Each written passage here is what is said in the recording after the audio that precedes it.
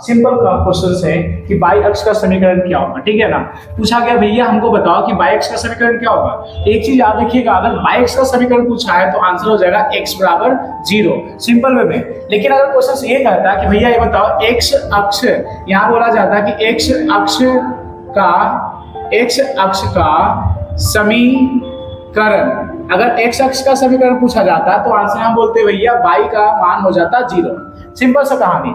अगर y अक्ष का समीकरण पूछेगा तो हम कहेंगे कि x बराबर 0, और अगर x अक्ष का समीकरण पूछेगा तो बोलेंगे y बराबर 0। ये ऑब्जेक्टिव में फिक्स है कि क्वेश्चंस आते ही आते हैं। एक चीज और मैं बताता चलो, इसमें ये ध्यान दीजिएगा कि x को हम लोग कहते हैं भैया भुज और y को कहते हैं कोटि, ये भी याद रखिएगा।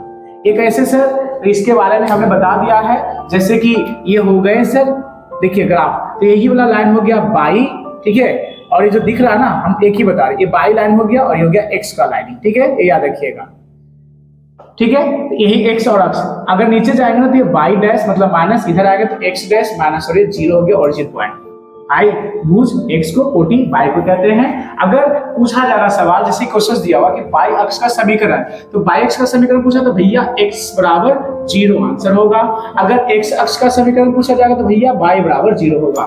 x पूछा जाएगा कि x को ऐसे पूछा जाएगा, भुज किसको कहते हैं, तो बोलेंगे भैया x को कहते हैं। कोटि किसको कहते हैं, भैया y को कहते हैं। सिंपल कहानी, ठीक है ना, ये याद रखिएगा, बहुत ही साधारण है। ये सब क्वेश्चन ऑब्जेक्टिव पूछे ही जाएंगे।